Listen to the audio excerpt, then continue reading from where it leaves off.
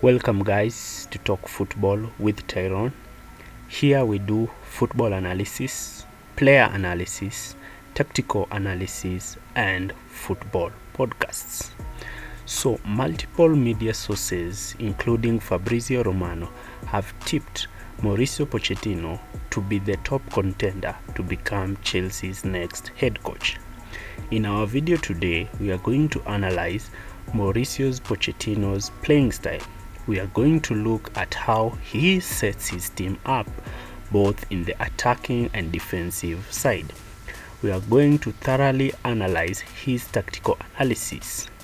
But before we continue, we would like to kindly ask you to like, share and subscribe to our channel.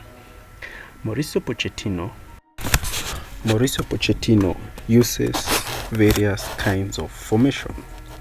At Tottenham, he preferred using the 4-2-3-1, with the above being his starting 11. The team would shift from a 4-2-3-1 to a 3-4-2-1 in attack, with Eriksen dropping into the midfield and Dyer dropping in between the centre backs to form a back three. During their defensive structure, the two wing backs would come in and form a back five, with Eriksen and Dembele forming a midfield two, forming the 5-2-1-2 in defense.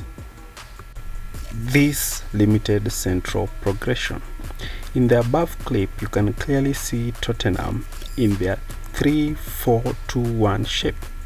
In this shape, you can see three centre backs, two holding midfielders, Dembele and Eriksen, the wing backs, Dele Alli playing in between the lines with Harry Kane and Son leading the lines. At PSG, he played with a 4-2-3-1 with Paredes and Verratti playing as the two midfielders. Neymar played in between the lines, linking up with Kylian Mbappe. In defense, they set up in a 4-4-2. In their attacking strategy, the first attacking strategy that Pochettino employs is building from the back. This involves inviting pressure from the opponents to create spaces above where the attackers can attack. This is done by good centre backs who are good on the ball.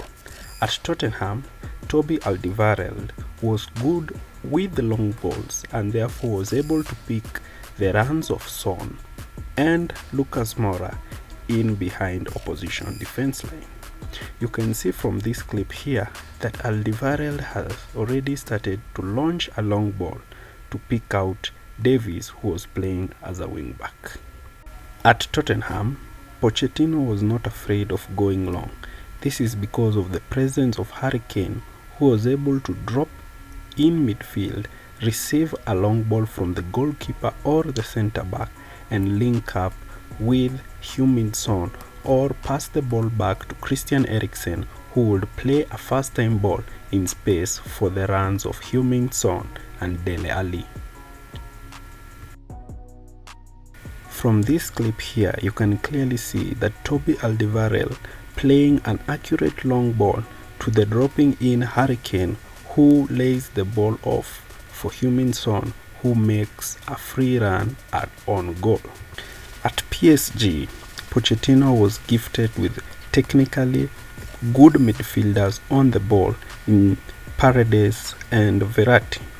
Paredes especially was very comfortable receiving the ball under pressure, and when the centre backs were put under pressure, Paredes would leave his midfield line, drop in between the centre backs and build the play.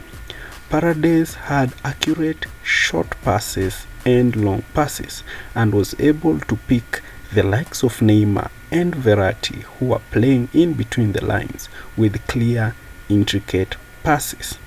Kimpembe and Marquinhos are also known to be centre backs who are good on the ball, and they were also key in breaking the lines and giving the ball to Neymar, who would thread the ball to Kylian Mbappe, Icardi or Di Maria, who were making runs forward, and this created goal scoring chances for Kylian Mbappe.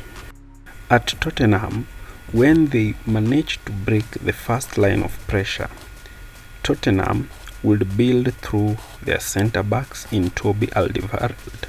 Alternatively, they will use midfielders such as Dembele and Christian Eriksen to link up with the dropping-in Harry Kane, who would turn and thread balls for the runs of Heung-min Son and Dele Alli. The position of Harry Kane as a false nine enabled a lot of centre-backs to leave the defensive position and create gaps for the runs of Heung-min Son, who was mainly operating from the half spaces. At Tottenham, the inside position of the front three ensured that the opposition defenders tucked in and left wide gaps in the wide areas that could be exploited by the wing-backs in Kyle Walker and Danny Rose. They would also make cutbacks to Dele Alli, who would make runs late in the box. This season he scored 18 Premier League goals.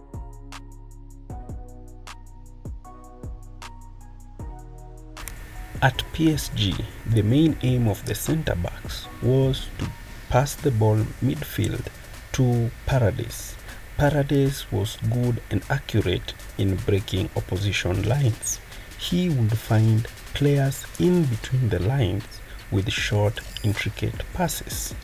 This ball-playing ability of Paredes ensured the likes of Neymar could receive the ball in spaces in between the lines and thread through balls to Kylian Mbappe. Now, let's look at how Pochettino arranges his team defensively. Now, Mauricio Pochettino's the first tactical strategy for Mauricio Pochettino is pressing. Mauricio Pochettino is known for his high pressing football tactic.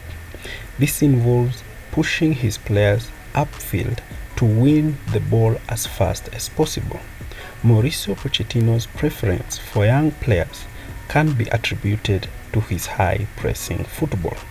His pressing strategy is forcing the ball to be played to either side of the center back to the fullback. Once the fullback receives the ball, all central passing lanes are cut off with man-to-man pressing. This forces the fullback to go long, which results to his team receiving the ball and beginning their build-up. Once his team fails in retrieving the ball through pressing, they may fall back in their 5-2-3 formation. Once they fall into this mid-block, they are able to limit central progression, forcing the ball to be played to the fullbacks.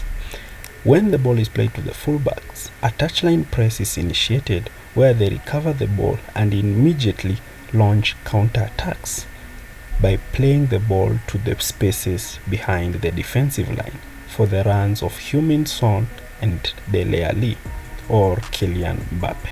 Pochettino's use of young players can be to great advantage to Chelsea because Chelsea is filled with a lot of young and talented players. Pochettino can initiate his tactical pressing strategy and attacking strategy that can be beneficial to Chelsea players. My question to you today is, will Mauricio Pochettino succeed at Chelsea? Leave your comments down below, and thank you for staying with us and watching this video.